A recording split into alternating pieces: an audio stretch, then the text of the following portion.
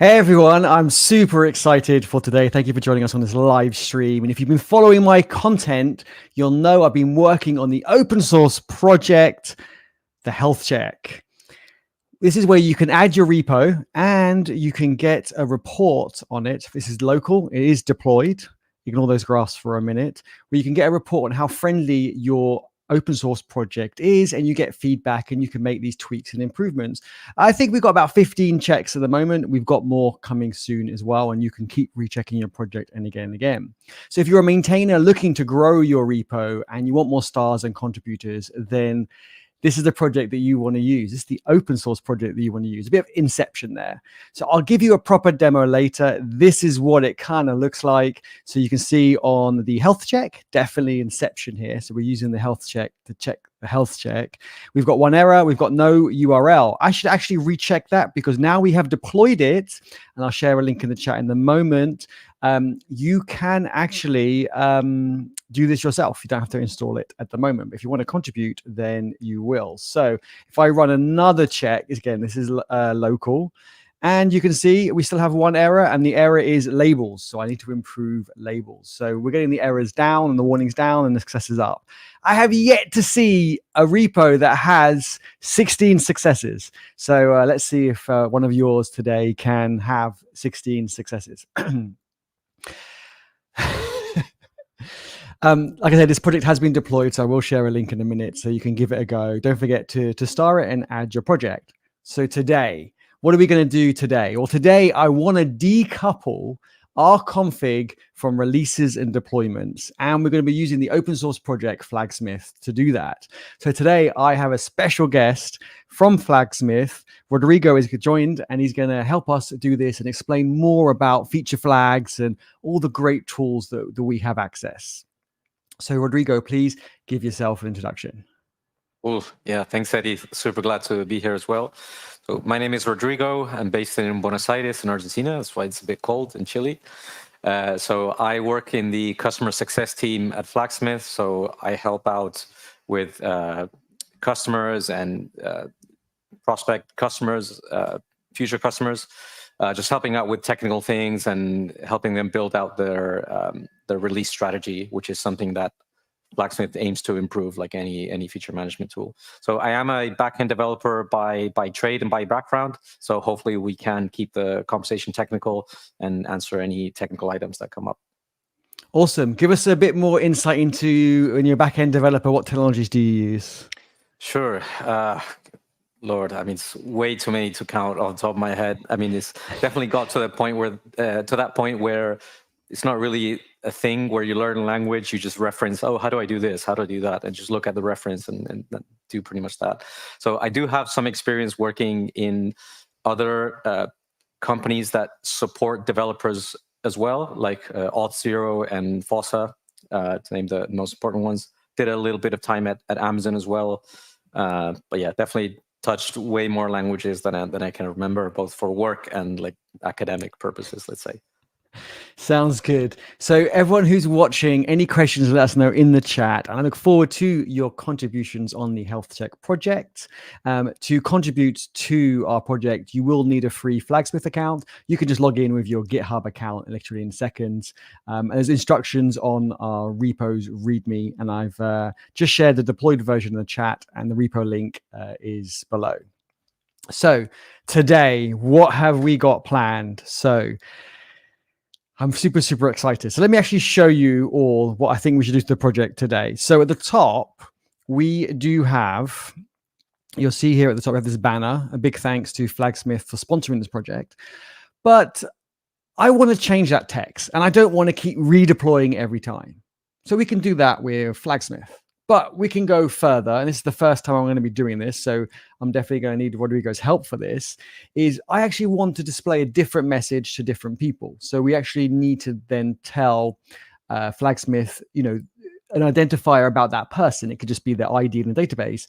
That way, Flagsmith knows that this person is being shown kind of text 1 or text 2 and all the rest.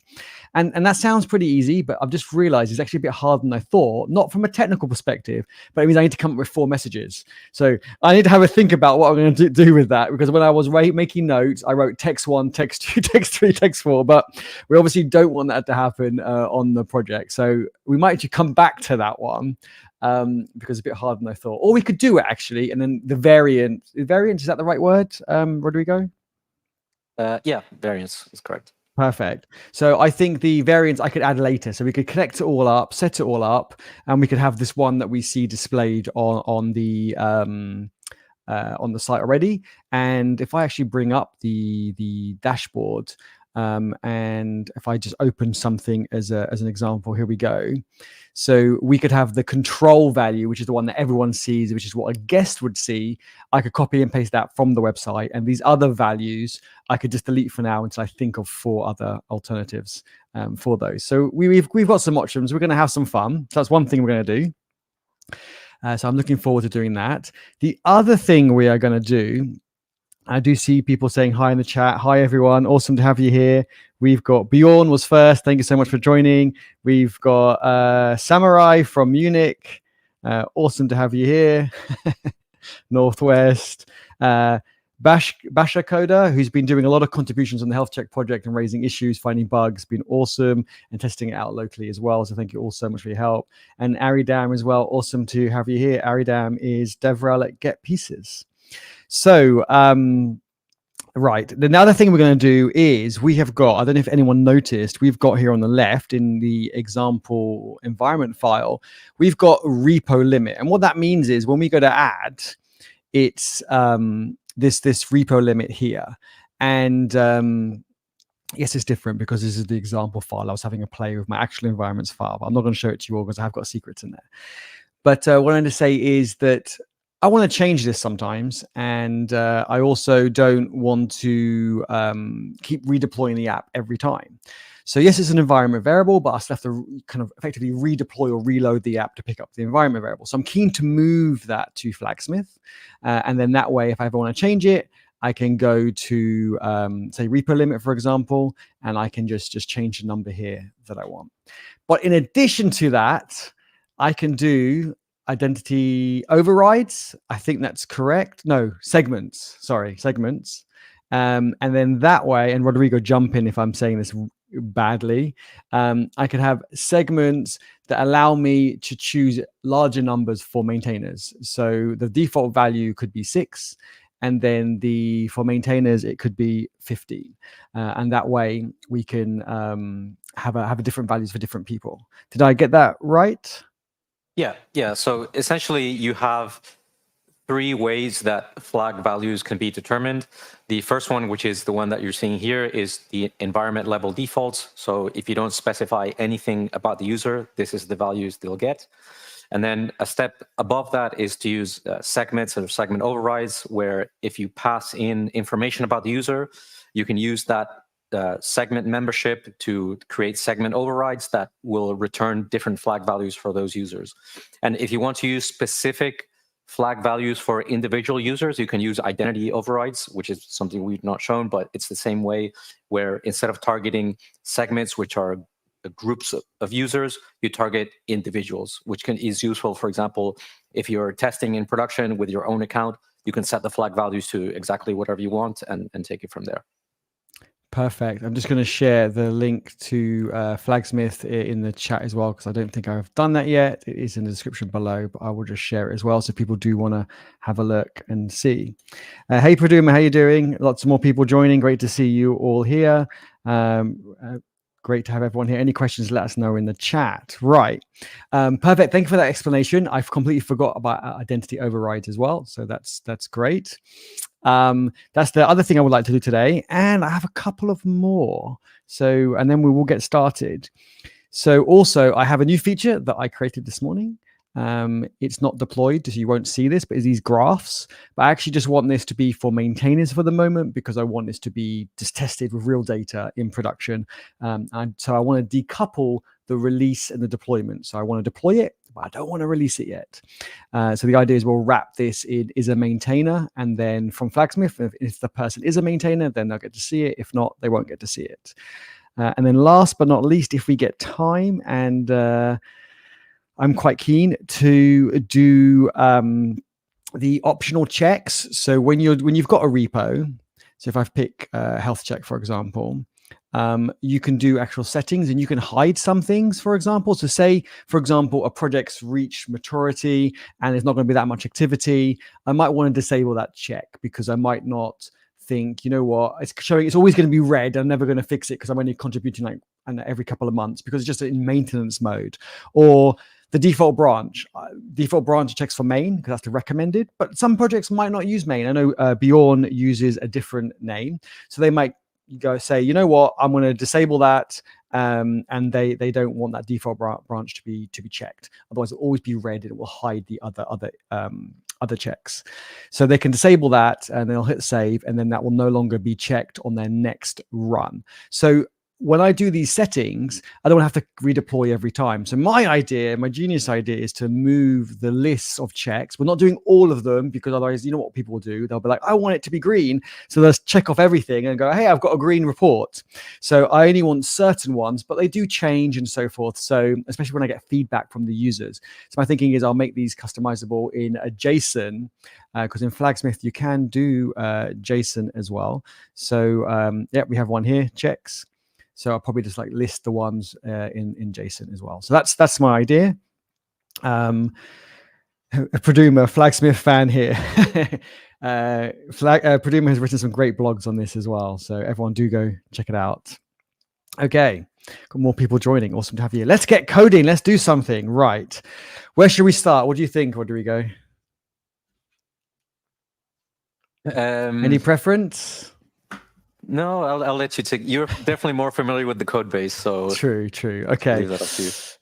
No pressure. I want to start off with something easy. Let me think. What is something easy?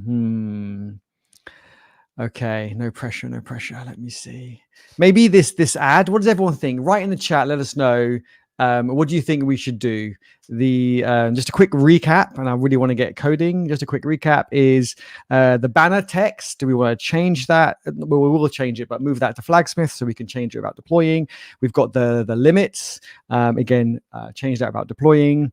And the hide features for maintainers only until they're ready to be available to everybody. So almost like kind of beta testing. That's the graphs. And then the checks in JSON in Flagsmith as well. So we've got a few things. I'm trying to see what people will say. Probably the banner text is the easiest. Let's start off just introducing one concept at a time. Perfect. Let's start off with the easy. I like that. No problem. Samurai saying, sorry, I found an error. Interesting. Can you raise an issue on that? And I'll look at it after the live stream. I had to play with it all this morning. I didn't see any errors. But if you could take a screenshot and share the URL that you were visiting or what you were doing, or if you were trying to add a specific repo, let us know. Maybe some data isn't available on the GitHub API or something like that. So yeah, if you could log it, that'd be great. Okay, perfect. Let's go. The first one, the banner. Okay, let's go back to, well, it's on every page, but I'm just going to go back to the home page. So this one here. So I know from my my knowledge of the code base that it's in the banner component. But if anyone wants to know how you can figure that out, is let me close some of these. Is you could go to the layout. That's where I always start with my stuff, layout, and then the main page, the main layout. And you can usually find the main page, but here you can see banner because it's on every page. It's going to be probably in the layout, and you can see it here. So we have the text. A big thank you to Flagsmith for sponsoring. So let's get started. So we have got Flagsmith already integrated. We did that on the live stream a few weeks ago. So go back afterwards and watch that and see add it to your project, but it is really quite straightforward. So with Flagsmith is already available in our project. So where should we start? Should we add the code first, or should we do the dashboard on Flagsmith first and just add? We should probably just add it on Flagsmith first, I guess. So when we pull the data, you would need to reference the flag name, so we need to create the flag first. Okay, sounds good. And I've called it sponsored by. I did create it, but what I might do, might delete this and then recreate it so then everyone can follow along. And I might call it banner just so it matches. So I might remove this feature, or I could leave it for now. I'll create a new one and I'll call it banner. That way it matches the component. I do want to enable it by default, but it's always going to have a value. Is that correct? If I type That's one right, in? yeah. Yeah. So all Flagsmith features have a Boolean state and optionally a string value as well, which can be JSON, XML, or whatever you want. You don't need to use one or the other necessarily. That's up to your application to consume. So if you did want to return like different variations to different percentages of users, you would click this create ABN test button, and that will let you set the different variations. If you just set the value like this on a string field, then you can override that per segment, but the same value will be returned to all users and there won't be any kind of experimentation going on. Okay, so we could start off with just displaying the same message to all users. We can then show everyone that we can change it without redeploying anything. Yeah. And then we can then break it down further as well. Okay, perfect. So to explain a bit about server side only, at the moment, we're going to get it on the client side, but you can also lock it down to server side only. Yes, so by default, Flagsmith assumes that your flags are publicly accessible, that any application can access them without requiring authentication. There isn't a client-side API key that Flagsmith gives you in order to be able to consume flags from any application. But again, that's a client-side API key. It's something like Google Maps API key, that the key is just there in your front end. It's just to be able to identify which environment you're referencing. If you're in the development environment, or production, staging, or whatever. There's some flags that could contain sensitive information, like if you have a super secret experiment or feature that you're rolling out, and you don't want to expose the existence of this flag to everyone. You only want it to be available from a secure backend. Then you can enable that toggle to show this only in server-side SDKs, and that would require you to use a Flagsmith server-side key, which is something that you need to create separately, and obviously only have it available in a backend that is able to hold secrets. So that makes sense. So that's really good. That's something we'll probably do in the future. But for now, I'm trying to keep everything of ours client side as well. So perfect. So what I should do, in all environments, so this will be created, all environments. So if I hit create feature, and I could just show everyone the drop down, which is you default with 2 environments, but you can also create more if needed as well. And when you create a feature flag, it is created for all environments, but the value per environment can change. That's correct. Yeah. Okay, perfect. So I have now created that. It's called banner, and I copied the text from the website. So it's exactly the same. So we're going to change it, and it should be the same. And then we're going to then change it again here, and it should be different without any reloading or redeploying. And then we'll identify it to users as well to have different messages. So let's have a look. So to show an example actually of where we've used it, we have used it in another component, and I can quickly show everyone how straightforward it is. Let me minimize that, minimize the things we don't need. And I think it is in the tagline. Yes. So you can see what we do is we import use flags from Flagsmith. And I'll just copy that over to this one as well.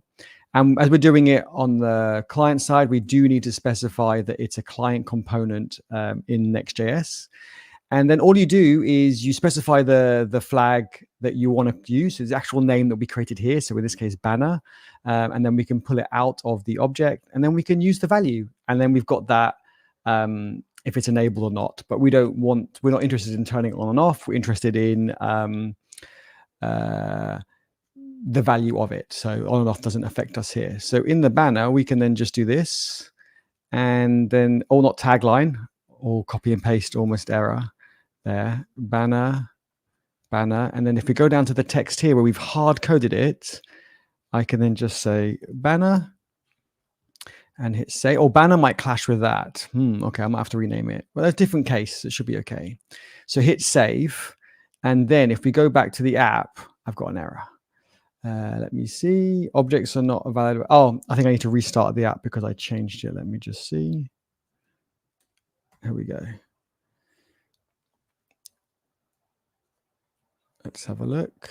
Restart. Oh no, I have got an error. So done. What's going on is that the object banner contains both the Boolean value as well as the enable state. So I think if access dot value, that should work. Good spot. I made this error yesterday. And I was like, I'm never going to make that again on a live stream, and I did it. So see, we all make errors, and everyone. So don't worry if you do have a bug, and always ask for help. As you can see, Rodrigo found the solution straight away. So super helpful. Thank you so much. Okay, so the text is the same, right? It looks exactly the same. We haven't seen any difference. So let me go back and let's make a change. And let's see. So a big thank you to Flagsmith for sponsoring this. Let me just say open source. Oh, where's my cursor? Open source project. I'm going to hit update, and then we go back to the app, refresh, and you can see immediately it says open source now in the banner. So when this is deployed, I can just change this without redeploying every time. So I can change it as often as I want, and that's just so awesome. But we can do more than that. We can hide and show features. And so, like I said, for maintainers, they can do testing in real production data, and we can just do so many more things. So for now, let's jump. And do you think the next step, Rodrigo, would be good to create those? Let me get the terminology right. Is it identity overrides? So identity overrides would be for individual users at a time. So okay, so my mistake. So it would be for an A/B test. Is that correct? If we want to show different messages to different people, do you mean? Yes. Yes. So if we want to A/B test and have Flagsmith assign which variation will be shown to users, then yes, you would create an A/B test, which from the Flagsmith perspective, it's called a multivariate flag that can return one of many variations that you provide. I love that. Thank you so much. So what we could do, thank you for that explanation and the correct terminology. I did get that a bit wrong. So you'd have your control value, and then you have your different variations, and you can specify the weighting. So I want to make them even. So I would do, not 250, 25 across. And the control has 0. But if they're not logged in, they're always going to get the control. And if they are logged in, they have an identity, then they will get one of these. I need to just come up with four variations of this title. Can anyone share some thoughts on what we could write that in 4 different ways? I know a lot of people are going to say in the chat, ChatGPT.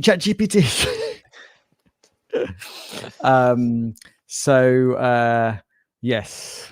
I think it's important to show this and to show how we can add identity to it as well. So I'll try and come up with 4 now, and we can improve them later. So let me see. Big thank you. Flagsmith is the sponsor for this open source project. Thank you. I don't know, just something like that.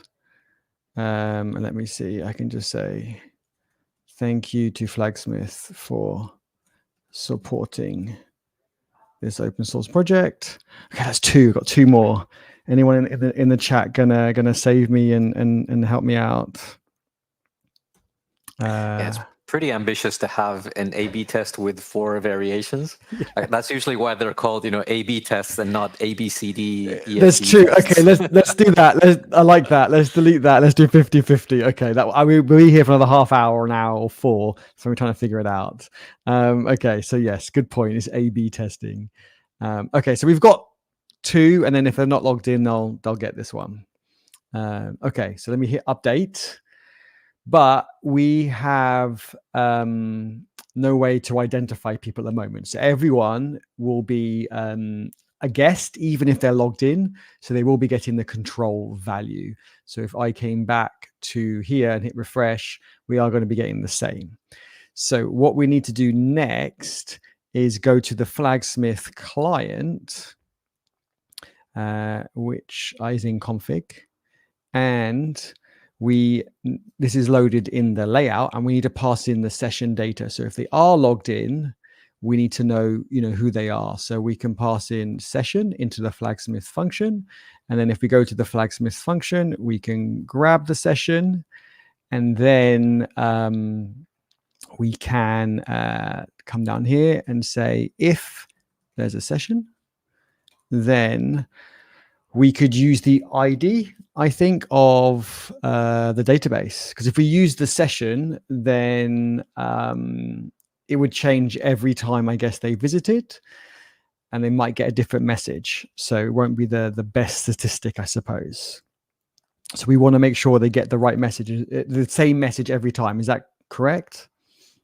Yeah. So generally, there's two ways in a general sense to achieve this. So one is if you have authenticated users, just use a stable user identifier that you already have. Okay. And the other one, if you don't have authenticated users, is to generate some random ID and use that as the identifier. But then obviously you need to persist that identifier, for example, in local storage or a cookie, so that the same flags are always served to that user. So the way this works in Flagsmith under the hood is we use consistent hashing based on the identifier that you pass in. So that will determine which variations the user gets assigned. And that enables doing things like, which we're not going to show here, but it enables doing things like evaluating flags entirely locally without needing to make API calls to Flagsmith. If you want to reduce the traffic volume that you're making to Flagsmith or be able to operate entirely offline. So you're still able to do these probabilistic things like assigning variations based on percentages without having an internet connection, which is pretty cool. That is very cool. I do like that. There's so many options and ways to do that. And we actually do that for our automated testing. We don't want to obviously load test effectively against Flagsmith. So we do pass in defaults during testing. And so we kind of get back exactly what we expect. So that is good. I'll have to add these flags to it as well. So what I'm going to do is I'm going to, I think we got the session. It means we can get the user. So we can go to the database. We can, well, we've got the user ID. We don't need to go to the database. We could just use that. So actually, let me remove that, thinking about it now. We will need the database connection for later because we will want to get some traits for them, which we'll explain shortly, like are they a maintainer or not. But for now, all we need to do is initialize .identity, and then we will make that equal to session user ID. So if there is a session, then we'll pass the identity to Flagsmith. And that way they can always make sure they get the same text that we wrote. So we've got two texts on Flagsmith, and then we can make sure they always get the same two, the one that's been assigned to them. Okay, so I've saved that. And I wonder if if it will change now or not. I guess because I've got an identity, it should. Yes, it did. It changed. It says thank you instead of a big thank you. So that's good. And if I refresh, it's going to stay the same because I've now been assigned that. And if I do private browsing, then let me bring up Chrome and do private browsing. They will have, I'm guessing, the default message. Yes, they do. Here we go. A big thank you. So that's the default one. If I refresh that, that will be the control, which is up here. A big thank you. And then me as a user, I get this one, and I always get that one. Perfect. So that wasn't so scary. I know people get worried and go, A/B testing. It's like, so scary. It's so hard. And I used to think the same, to be honest, as well. But it's once you've kind of gone through it, it does become a lot easier. So perfect. So that's like 1 out of 4 done. We're kind of been going for 30 minutes already, but I think the first one's always the hardest. So I thought that was pretty good. Did I do okay, Rodrigo? Yeah, it's perfect. I mean, we do exactly this with the banners in Flagsmith itself. Okay. So there is sometimes a banner in the Flagsmith app, which is driven by a Flagsmith flag. Nice. So we like to eat our dog food as much as we can. Perfect. Okay, it sounds good. Right. So next on our list was the repo. So the limit, the repo limit. So this one is quite interesting. So let me close some of these. We will need the Flagsmith as well open, because we're going to have to pass in a maintainer trait for that. So here we go. So we've got the repo limit. It's 10. I am overriding this in mine at the moment, so it does say 6. But I actually want to change this all out of environment variables and move it to Flagsmith so I can control it without redeploying or reloading the app. And also, I want maintainers to have more limits. I don't know what people think. Let me know in the chat. What do people think is a healthy limit? And we can always change it in Flagsmith afterwards. So while you're having a think and you're writing in the chat, I will move this over to Flagsmith. Let me know what you think is a healthy limit to have. So if we go to Flagsmith and we would create it in the exact same way, I did do it already. I don't know if people want me to recreate it from scratch again. We can do. Maybe I'll do that. Maybe I'll delete that.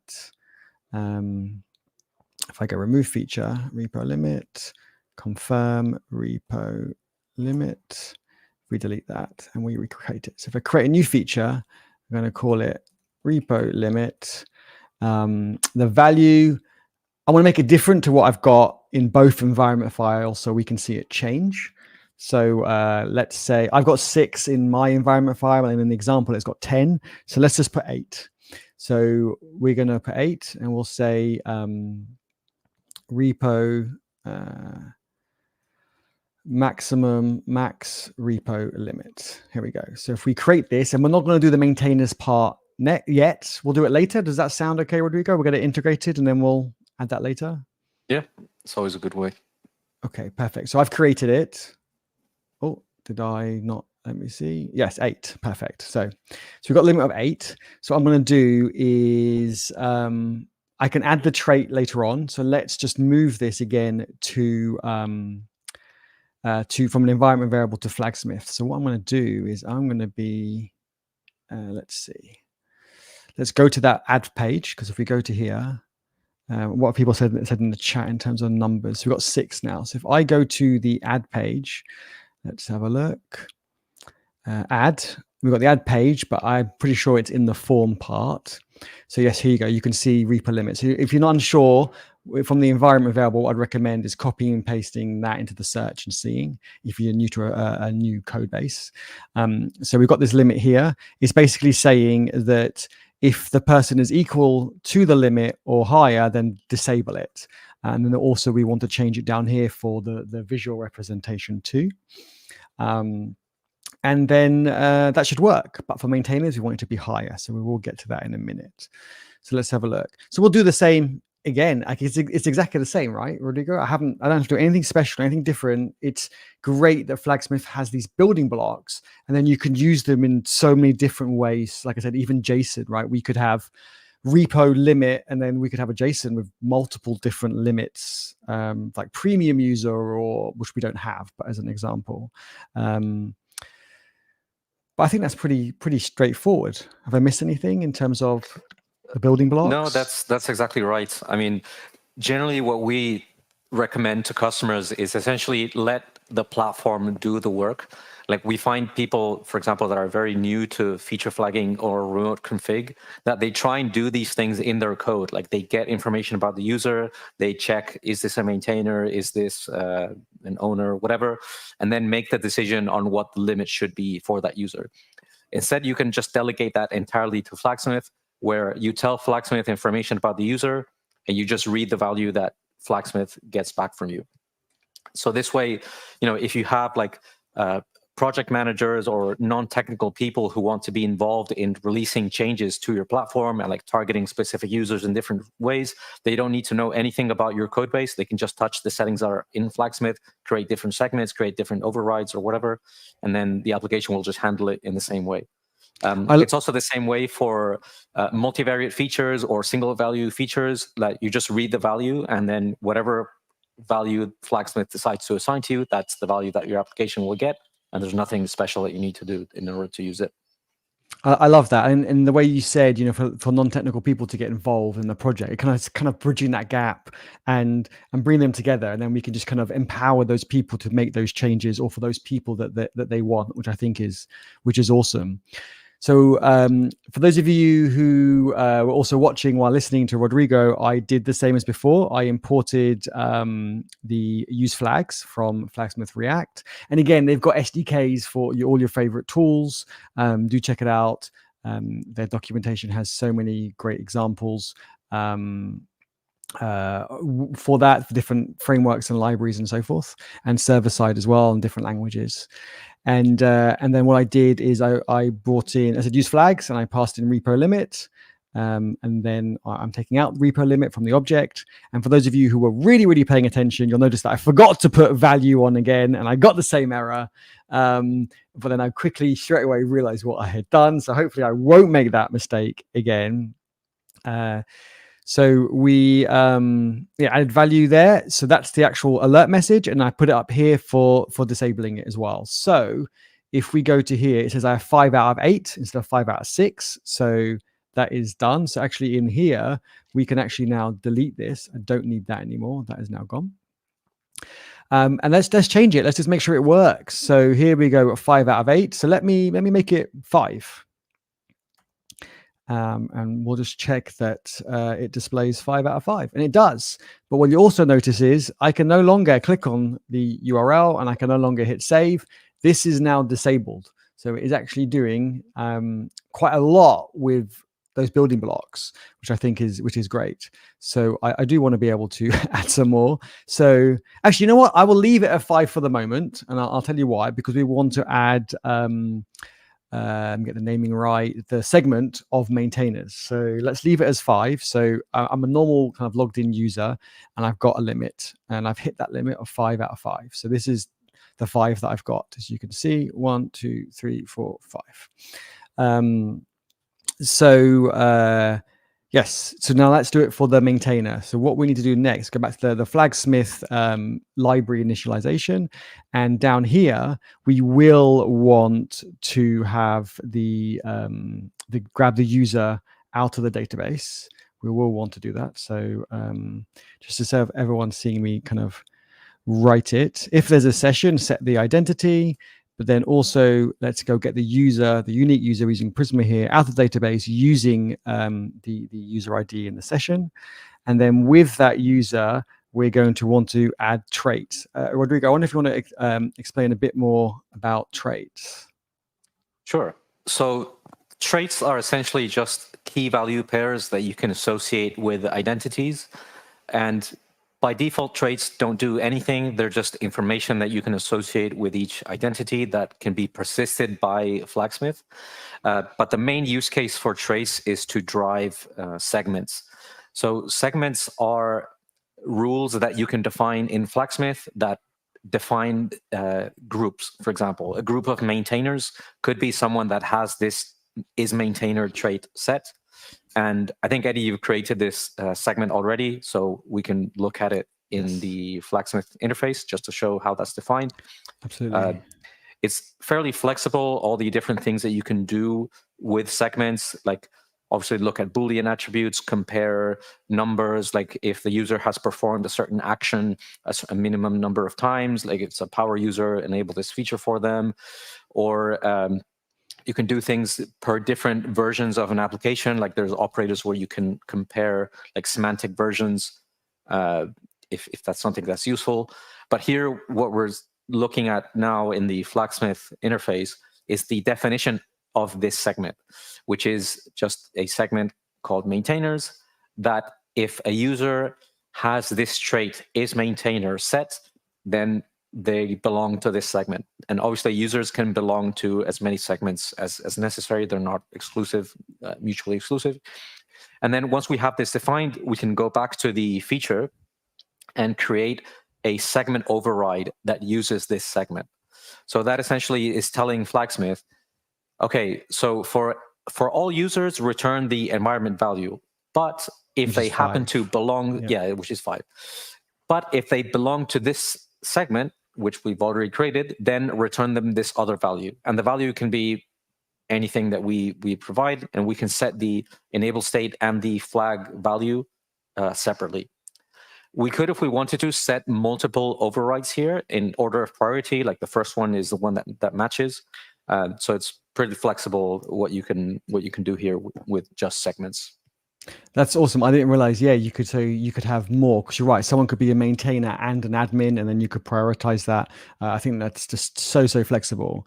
And what everyone will see is now we've got this one segment override. It's still default 5. So when you click on it, you still see 5. But for maintainers, they get 20. So in the segment overrides, what we did, I created it before, but you just hit create segment. And you type in the name of the segment and give it a description. And you mentioned the trait, so it needs to match the trait in the code. Here we've got is maintainer. So let's just check. That's what I did. Is maintainer, and is it set? And you can do various conditions and so forth. So now that's done, like I said, it's still 5. I've set is it a maintainer, and in the database, if I bring that over, you should see me. If I bring that over, you should see I am a maintainer. The user below is a fake user, so I just have it as a second user of the database, but you can see I am a maintainer. So that is done. So now I should get more than what I have. Let's have a look. Hopefully I haven't done anything wrong. We go back here. So it said 5 before, but now we've said if you're a maintainer, you get 20. So if I hit refresh, and now you can see I get 5 out of 20. And if I toggle in the database, it's probably set it for me already. So by me toggling that off, will it update it in Flagsmith or no? If you get the new session from the database and it updates, it should work. Yeah. Okay, let's just try that and see. It's something we haven't tested before. So I've made it false now as is a maintainer, but I don't know if it will. Yeah, I'm logged in and I've got the same session, so it's probably not gonna change. Good point. But we can always deploy it and get other people to test it and as well and see.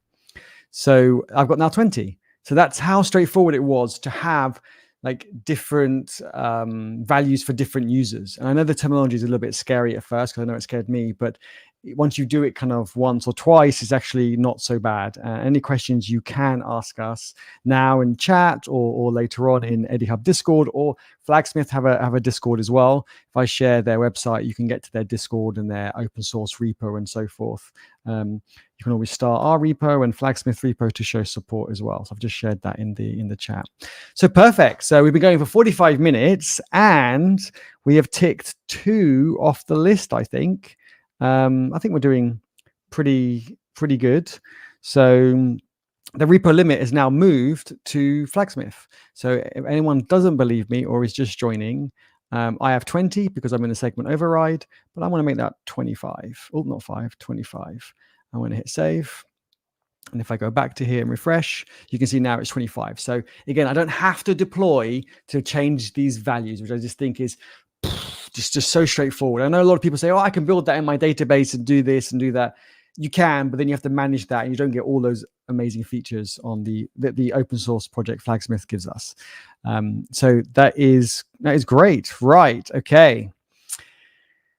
Next, shall we do the graph? So beta testing. So I've done these graphs this morning. And I've only got a bit of data locally, but I want to deploy it, get real world data on it, but I'm not sure I want all the users to see it just in case it breaks the page. So what do you think? Should we do that? And we can do that for maintainers, I suppose.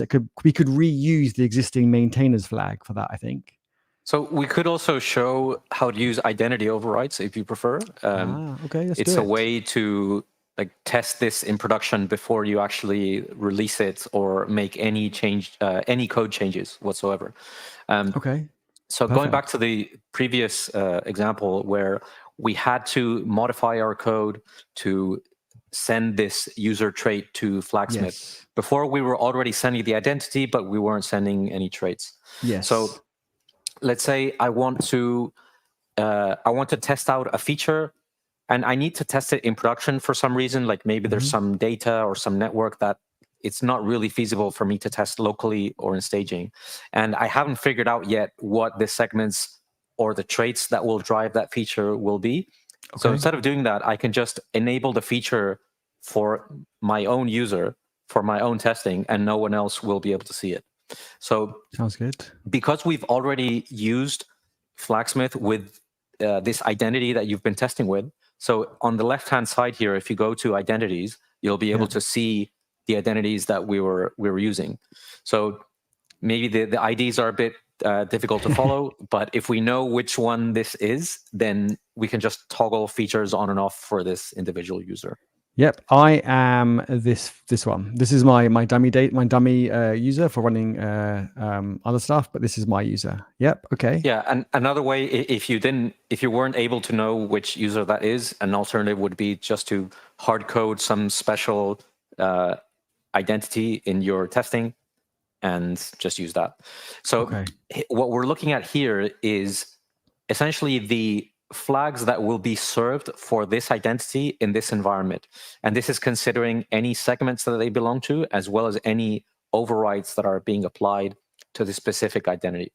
Yes, I see 25 that's here. why you can see 25 here for this user.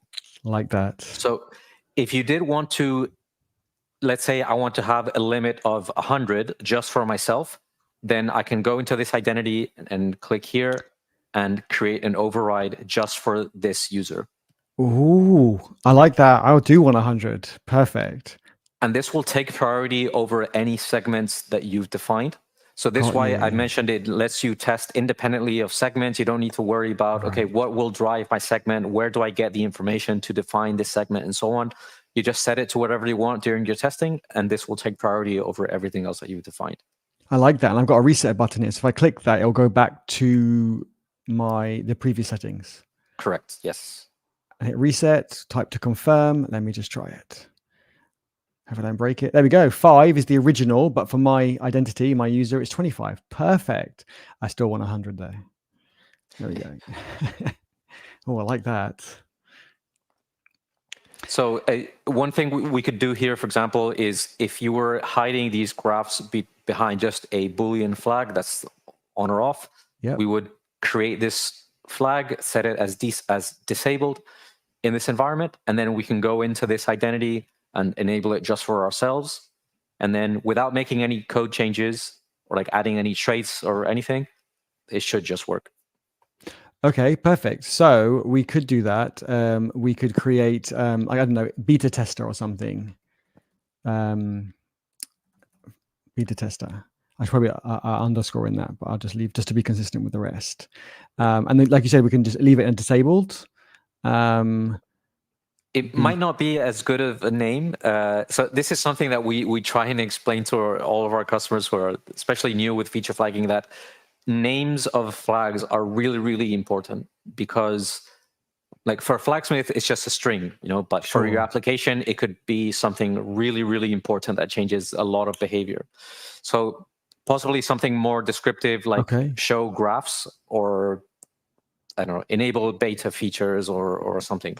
Okay, I see what you mean. Okay, so you want to go more specific. Yeah, I was thinking I could do other features, but then the features will keep changing. Okay, I see what you mean. So yeah, I mean, if you want to enable them all at once, then I guess like show beta features or something like that would be okay. So there's 2 ways you can go about it. One is to like group the flag, group all the functionality under the same flag. And another one is you could have a segment that defines beta users. Right. And then override each individual functionality that you want to enable for the beta users. So yeah, for this demo, it's not important, but it's just a point, for people who are new to feature flagging, that names are really important, and it's a good idea to think about them. Absolutely. I love it how you got so many different ways that it can be done. It's like super flexible, and people can come up kind of with their own, I suppose, custom strategy. But I'll be specific. I like that idea. So I'll be specific, and we'll call it platform stats, I think. And then rather than beta test it will be public beta list to show graphs. Okay. Yeah, generally it's a good practice to keep flags as small as possible. That way, you can make changes to flags without making like a massive change in your application all at once. That makes sense. Like reduces the risk further. Okay, so I'm going to hit create. It's not enabled. But then if I remember correctly, so I go to identity. I can go to my user and I can go, you know what, let's leave it off for now. Let's leave it off before I override it. And shall we wrap the graph first and it should disappear, then we can make it reappear. Yep. So the graphs are being shown at the moment locally. And what I want to do next is go to, there is a component, platform stats. So what we can do here again is bring in the flag. My memory is terrible, so I'm going to go to the banner, and I'm just going to. Is it client already? It should be, because the graphs. So I can just make this component client as well, because everything inside is a client anyway. And then we import Flagsmith. And then we can grab the flag. So just, I'll do it right at the top here. And we've called it platform stats. Okay, and then I think if not platform stats, then we can just say return. So if I hit save. You're still missing something. What am I missing? What am I missing? Oh, no. I can't remember the proper name. I think it's just dot enabled, because the object, it's enabled, because the object contains both the enabled state and the value. Every time I forget that. Every time. Okay, so hit saved, it's disappeared. Okay, great. So now if I go and just flick it on for me, and actually just to prove it, I'm going to bring up private browsing again.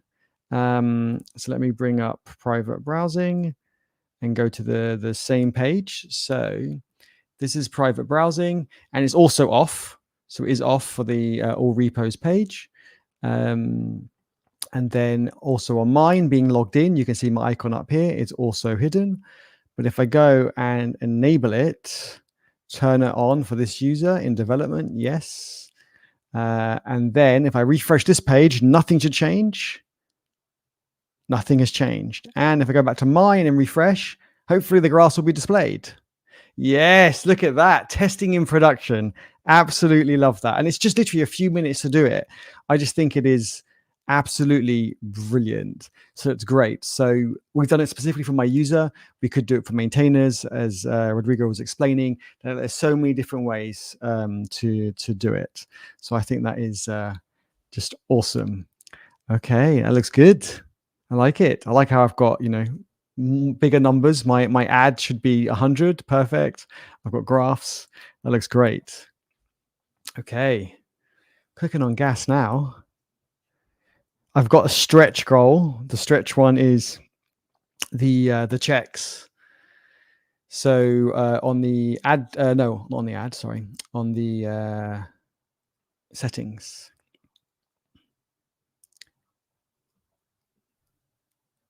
Here we go. So I wanted to be able to change these. What do you think? Do we have time to go for these?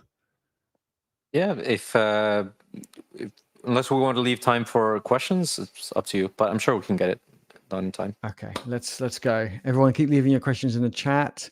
Don't be shy. We'll answer the best we can.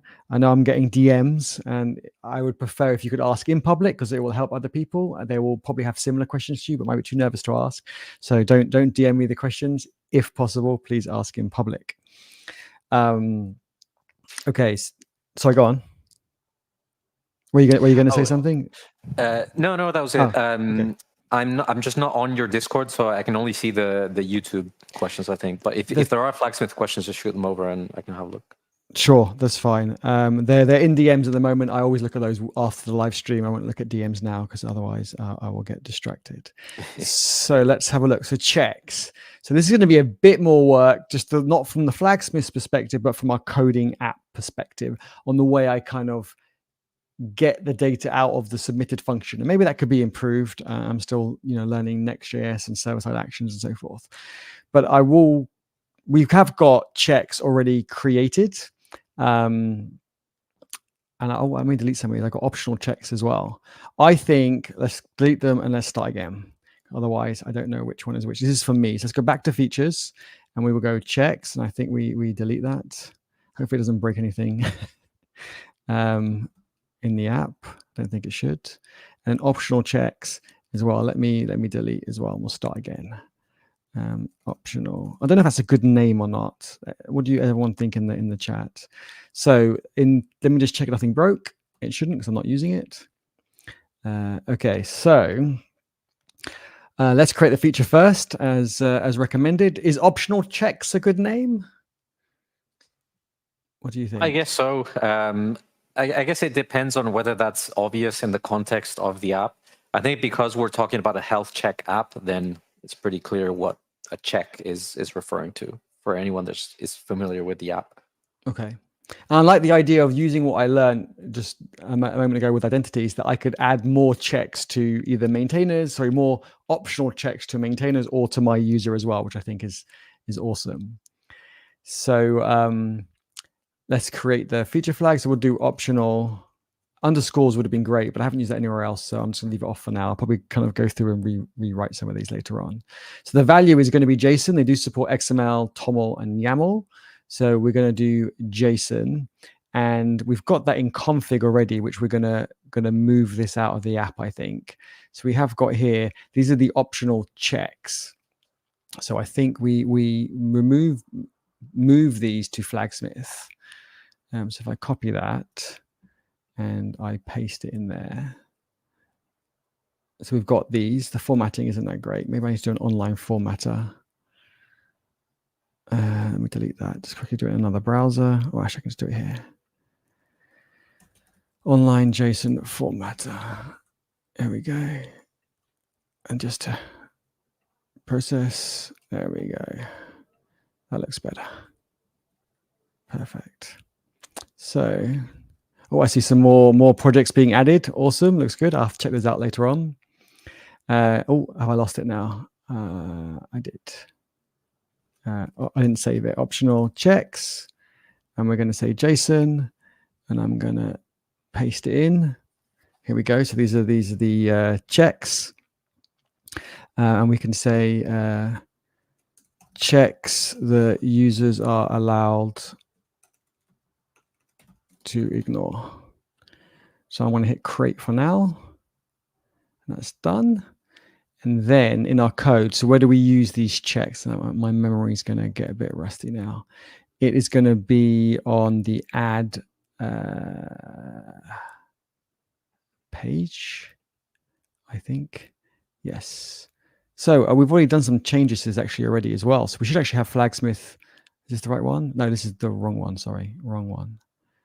It's going to be on the add. So in the form, we already have Flagsmith. We have the repo limit. No, beg your pardon. That's me wrong again. Wrong form. We're doing a different form, not the add. We're doing the settings. Right, I will get there. All these lights on me is kind of, So let's go to this form. And we will need to add Flagsmith to this one. And here we go around the config. We loop over the config and we bring out the checkboxes. So we want to bring this from Flagsmith. Okay, hopefully everyone's following along after my confusion. So what we'll do now is we'll do what we did before and we'll grab it from Flagsmith. So I'm going to copy and paste. If I type it, I'm more likely to make a mistake. So we'll copy and paste, use flags from the import of Flagsmith React. And then, we can just say use flags and I'll copy this and then we'll just rename it. That's what I love doing. So here we go. So we called it optional checks and we'll say optional checks. And then down here, I also remember the dot value in this one. So we're not going to use the config.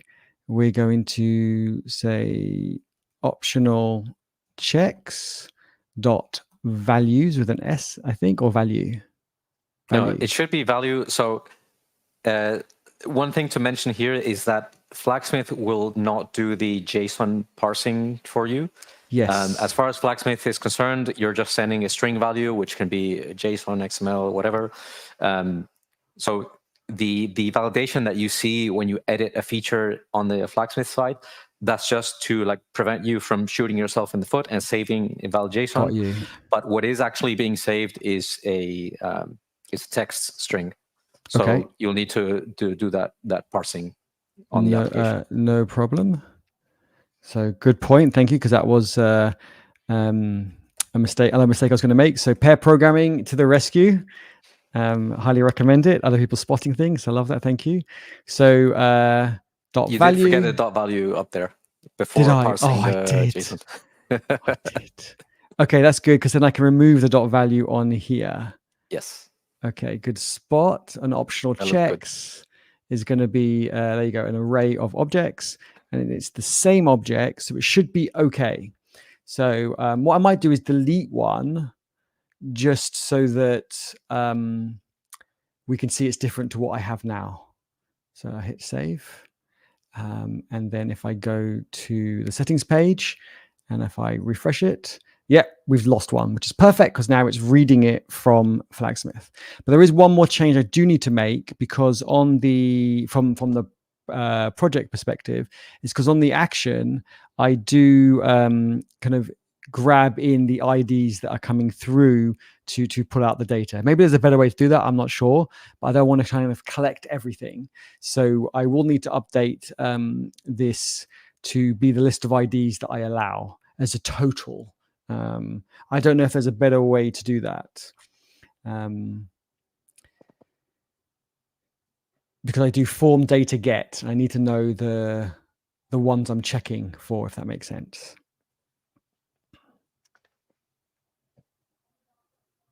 Otherwise, I'll pass everything to the database, which I wasn't too keen on. Maybe there's a better way. I might have to do a bit of research. But for now, what I will do is I will just have checks as an array of just IDs that I allow, if that makes sense. So, but anyone wants to write in the chat, or Rodrigo, or anyone else has a better way to do it, I am all ears. So I've got default branches here. Sorry, branches here, but it's not in the list, because I've removed it off Flagsmith. There we go. I think that's everything. No, one more. There we go. So if I refresh that, it should still work, because activity is allowed, default branches allowed, and branches is allowed. But if any others get sent through, the database won't save it. So the great thing here is, what I'm going to do is go to my identity. I love this feature. And I'm going to add in an additional one, which is, what would we call it? Optional checks. Yep. And then I can add in one more, which I've now deleted. I forget the name of it. Let's have a look. Oops. And we said, I think it was just branch is the ID, or branches is the ID. And then I should give it a better name, but I'll just call it branches for now. You miss an E in branches. Thank you. Perfect. So I've hit update. So for my user now, I should see a third one reappear. Perfect. And it will save it because I'm checking that it is an existing valid check rather than just saving the entire form to the database field. So that's perfect. So that is really, really good. So now I can chop and change as I get feedback from people. I can chop and change what I think, or what we think makes more sense, because we do have a lot of checks. If I go back so like I said, we have 16 checks. Some of them might not always be a requirement. It might be project specific. So we get like labels, for example. Maybe that's an optional. So we could add that. So I should really add the entire list to here. And I have got a cheat sheet. So let's just prove that this works actually. Although labels is red. Let's see. If I remove that red, I should have no errors, only one warning. So let me see. I've got a cheat sheet here of all my so let me typing them out. So if I put the checks, here we go. If I copy and paste. Oh, no, don't need a dictionary. If I hit enter and paste it, they're all our checks at the moment. So it won't change anything on the page, if anyone is thinking. If I go back to the settings, nothing's changed. That's managed by Flagsmith, but these are the ones that will be saved into the database. So let's add another one. Let me think. What did we say? It was Labels. Labels, perfect, thank you. So let me go to Flagsmith and let me go, I'm on identities still. Yes, I am, perfect. And if I go to optional checks and I just put another one in, I want to copy and paste that. It'll be easier. And if we go labels and then labels, I hit update and we go back to the project and hit refresh. Labels isn't checked. And let me open another tab actually, so we can see it. And that was for the HealthCheck, I think. The HealthCheck, yeah, labels is red, and we're hoping to get that to 0 and so forth. So if I go back to here, and then I tick labels and hit save. Oh, I got an error. What did I do wrong? Let me see. Oh, I do need to change something different because the config, it's using the config here. It doesn't exist anymore. So in the action, actually one thing I do need to change is this is check config checks. There's no optional anymore. It's all the checks. So that should be right option. And then there'll be a no ID because it is the actual value and no ID again. Because I had it as an array of objects before, but now it's just an array of strings. So okay, if I hit save again so if I refresh it and show you that labels isn't selected and hit save, it's now saved it. So if I go back to settings, you'll see it's ticked. And if I go across one tab to this page, you can see that I still have only 2 checks, and these were done an hour ago. So let's do one now. Let's run checks again. If you see you've got 1 error, 1 warning, and 14 successful. If I hit run check, we should have 0 error and only 1 warning and 1 more success. Oh no, the same amount of success because it hasn't changed to its success. It's just removed it from the list, you can see. So if I go back to the checks page, you can see 14 and 14, 1 and 1, but now the error went from 1 to 0. But we've performed 1 less check because down here it says 16 checks, 0 ignored, but up here we've got 15 and 2 ignored because there was another one in settings. We had default branch as well, but I don't think that's a red. So we could uncheck that and run it again. Let's have a look. Yes, so that's fine. So if we go back to the checks, I've run it again. We've only got 1 ignored on that one as well. So that's perfect. So that actually works. So, and that's just for me that has the extra optional check for labels. But we could roll it out to other people later on if people think it's a requirement. Wow, hour and 10 minutes, and I think we've achieved quite a lot. That's impressive. I don't know. I'm impressed. I don't know about you, Rodrigo. What do you think? I mean, for me, it's like an average day supporting customers. There's definitely a lot more complicated things that can be done with feature flagging, but it's actually interesting that the implementation for this last one wasn't as immediately obvious as the first one because we're introducing like more complex values where essentially instead of having just human readable things, we're now passing in like machine readable data that has to be parsed by your application and the format needs to be specified. And so this introduces kind of some contention or like decision points whether does it always make sense to use feature flagging for these types of things. Like I think this is a good case, by the way, but your mileage may vary depending on what you're trying to do. Like for example, one of the things that we lose here is type safety. Like there's nothing that guarantees that the format that you specify in Flagsmith is what your application expects or vice versa. And also if this schema becomes a lot more complicated over time, then it might be more difficult for non-technical people to go in here and make changes. So here we're kind of using Flagsmith as a remote config service, which at the end of the day, that is what Flagsmith is. It serves Booleans and string values in different ways.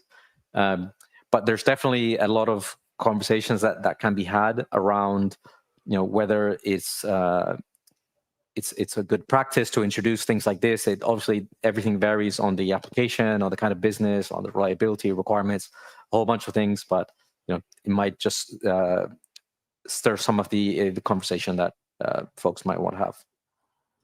Yeah, I think that's great. I think it's such an interesting discussion on because these are like because Flagsmith is like kind of Lego with building blocks. You can kind of build things in so many different ways. And I think it's a great point that you're saying as this gets more complicated. Yes, it's more flexible to us as engineers, but then that bridge that we were building between us and the non-technical people, it becomes a bit more difficult for them. I think we could, in JavaScript, we could use something like Zod to validate this coming in, just to make sure it's okay. But then it's still a bit more difficult for the people who might be using this who aren't technical. Whereas when we've got something like platform stats enabled disable, or the banner string as well, I think is a good example. And it ticks which ones I'm getting served. So that's yeah, you can pin yourself to a specific variation. Awesome, love that. Yeah. And also the repo limits. I'm overriding to 100, but seeing that the default is 5, and if you're a maintainer, it was, let me check, 25. I think we said. Yeah, and another thing we haven't looked into here 25. Is what happens if Flagsmith is unavailable for whatever reason. Like as your application is now, I think pretty much everything would break, which is something that we do provide some things to be able to manage better. I think the most important one is to always provide a default value for flags, which is something that Flagsmith allows you to do when you initialize the Flagsmith client. You can pass in, I think it's an object called default flags, which is just keyed by the flag name and then an enabled state and the value for each flag. Like one way you could break your application now is like pass in a different Flagsmith environment ID or an invalid one, and then everything will just break. Or what happens if your application is offline, entirely offline, not even just Flagsmith failing for whatever reason. And this is something that Open Feature, which is something that I've not mentioned, handles a bit differently.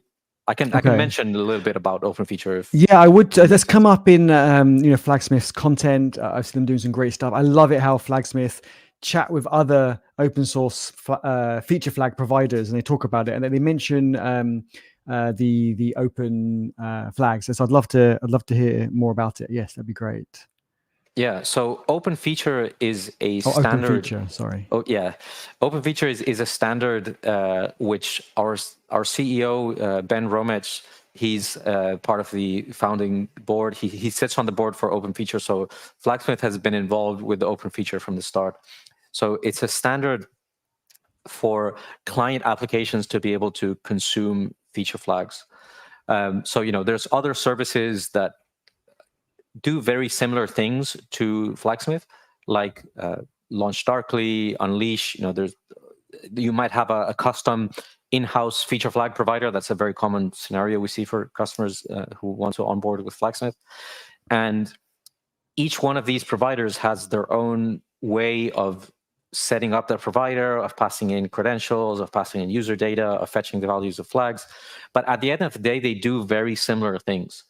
So if with everything that you have here, if you wanted to migrate over to a different feature flag provider, which I hope you didn't, but you have the option. If you did want to do that, then you would need to import the new provider's library, and like in every point of the application where you're consuming flags, you need to change that code.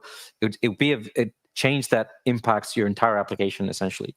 So Open Feature aims to resolve that by providing a common interface for each language. So you have an Open Feature SDK for JavaScript or Next.js, and then you plug in different providers for feature flag services. So we have, for example, our Open Feature provider for client-side JavaScript. So you download the Open Feature SDK, use the Flagsmith provider for it, and then you just need to change which provider you're using. But then in every point of the application, that all stays the same, irrespective of what provider you're using.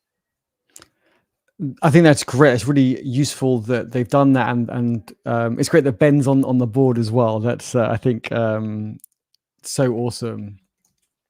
I was just seen Amanda jump into the chat while you were talking. Amanda's a DevRel at Wix, and Amanda and Dan as well from the AD Hub community helped us implement these default flags for automated testing. So Amanda and Dan did the automated testing using Playwright from Microsoft.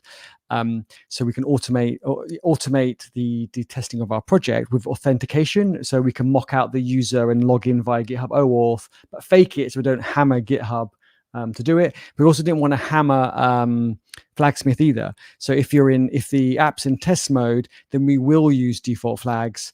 So therefore, we're not hammering Flagsmith with that. So one thing I will need to do is update the default flags because of the additional ones that we've added today as well. So therefore, the tests can still run. Yeah, that's good timing for Amanda to join. And Amanda did write a blog post on it. Amanda, feel free to share a link to your blog post in the chat. And I've got a part 2 coming out on how we mocked out the server-side third-party API calls that Playwright can't capture because it's not client-side. So all quite interesting. But yeah, I love it that there's the open feature standard. I need to look more into that. And it's great that these open source projects around that are not seeing that as a threat. They're kind of collaborating with them or on the board, and there's collaborations going on between the feature flag providers. I think that's just awesome. So yeah, we try to use open feature as much as we can, and we always suggest it to our possible customers. Like we recognize, at least myself having been involved in the feature flag space, I've only been at Flagsmith for a few months, like 4 months at this point, I think. And before that, I've not actually had much exposure to feature flagging. Like I've had, some internal platform in our projects where we can enable or disable features for certain users, but it's definitely not as flexible as Flagsmith. So now having a bit more experience, I do recognize that there's many different ways to implement feature flagging with very different trade-offs as far as the interface design is concerned and the infrastructure as well. Like Flagsmith, for example, supports on-prem deployments. That you can deploy Flagsmith on your laptop if you want. We have a free version. Just spin up a Docker container. It runs on your machine. I've tried that. That's awesome. With Kubernetes, and for example, and other platforms like LaunchDarkly don't support that. And I'm sure they have their own reasons to do that. And for a lot of customers, on-prem doesn't make sense. So it's good to have a common interface like open feature for all these different alternatives that each have their own pros and cons. And I hadn't realized that you had implemented the default flags for testing. That's great.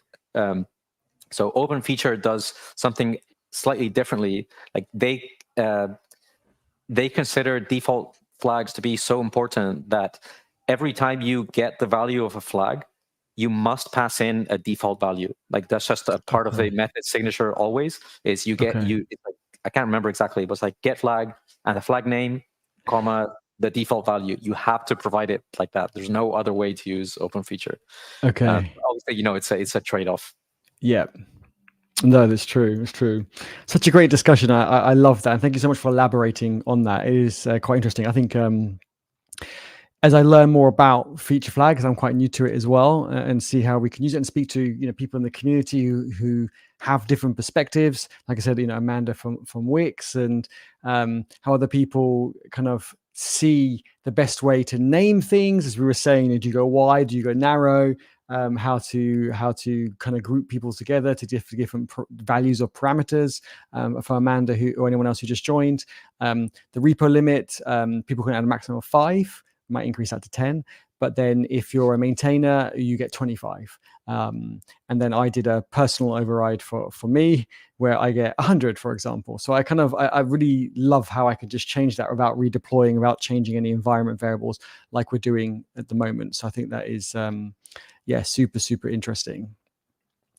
So go on. And one thing that we've not looked at here, which is something that Flagsmith is kind of missing. We can say that we've implemented this A/B test where we can deliver 2 variations of the welcome banner above. But usually when you do an A/B test, you want to evaluate the performance of each variation. Like, is this variation helping me convert more, or are users using this variation spending more time on the application, or whatever metric you decide?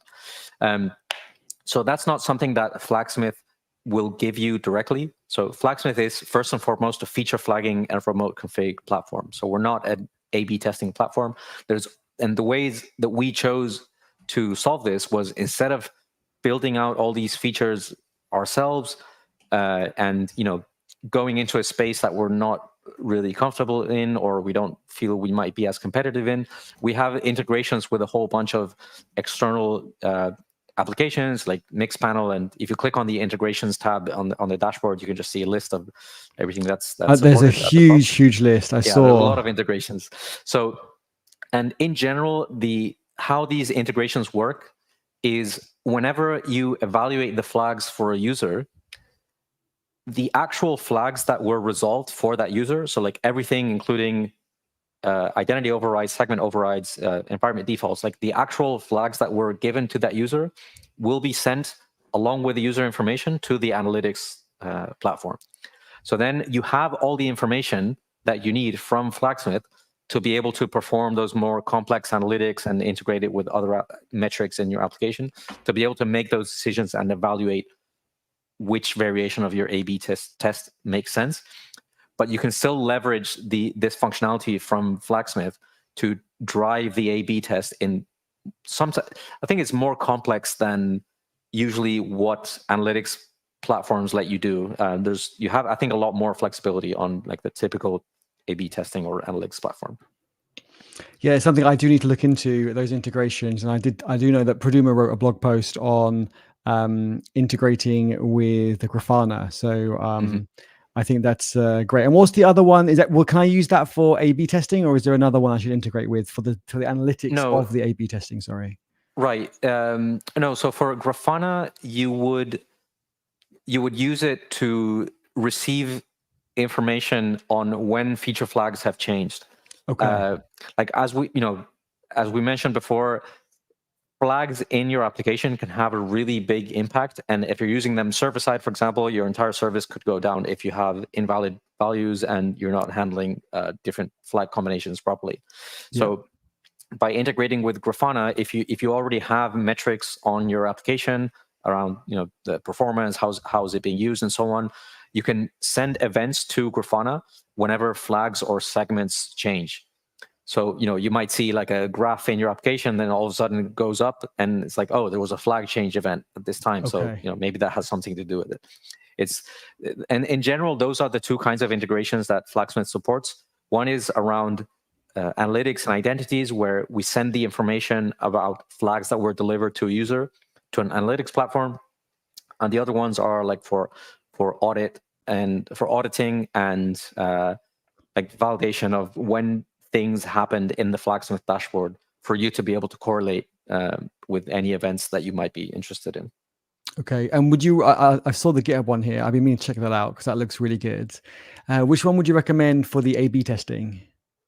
So for A/B testing, I think the main platforms that we have here are Amplitude, Segment, RudderStack, Heap, Mixpanel. That's quite a few. Okay. And there's also Datadog Rum, which is slightly different. You use it from the JavaScript client.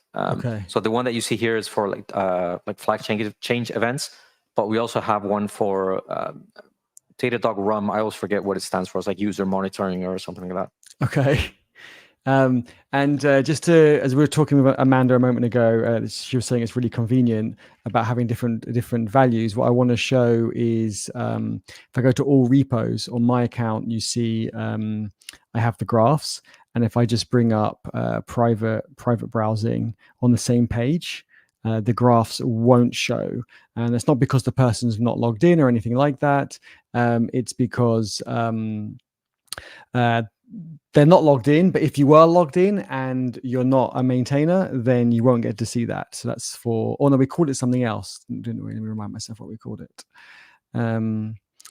That we called it for, platform stats. So if you've got platform stats and it's off for everybody, but I think we did it for my user, enabled it. So therefore I can actually test in production that with real data that it will work. So I will deploy this shortly after live stream, and but it will be hidden for everyone apart from me or anyone else who wants to test it.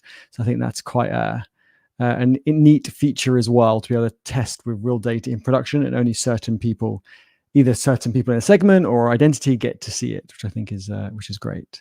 So yes, definitely going to keep you busy playing with all of this. Perfect. We've been going for an hour and a half. So I do want to say a big thank you to everyone for joining, and Rodrigo for joining me on this live stream and telling us about the open source project Flagsmith. Remember, our project has been deployed. I know while we've been talking, projects have been added to this, and I look forward to checking those out later on. So do check out people's projects that have been deployed. There is a link below. Don't forget to give our repo a star. And also, I'm looking forward to your contributions on our HealthCheck project. You will need to set up a free Flagsmith account, but you can, like I said before, you can log in within a few seconds using your GitHub login, GitHub OAuth. We're using it for our app as well, so you'll be familiar with it. Link in description below. Rodrigo, anything else you would like to add? No, I think we pretty much covered everything that Flagsmith supports. I mean, obviously, there's like enterprise features like single sign-on and so on that aren't really important here. But as far as feature delivery, I think we've covered pretty much everything. It's really good and comprehensive demo. So thanks for having me on. Thank you so much. I can't wait. And we do have, in about 4 weeks, everyone, another live stream. I'll have a live stream next week. But in 4 weeks, I will do another live stream on this project with Flagsmith and seeing how we can use it to improve our project, make it more dynamic going forward. Let me know when after I deploy it, let me know what message you get at the top. I think we have 2 different messages, 3 messages. So let me know which one you get. It'll be interesting to see which one you get. So I really enjoyed that. Thank you so much again, everyone, for joining. And Rodrigo, if you can stay on for an extra minute, I'm just going to close the stream and I'll say thank you to you personally. Everyone, have a great week. And I will see you in the Eddie Hub community, and where we'll continue geeking out on this project. So remember, I'm on this project full time for the next probably about 8 weeks. So come and geek out with me. I'll see you all soon. Thanks. Bye. Thanks, everyone. Take care.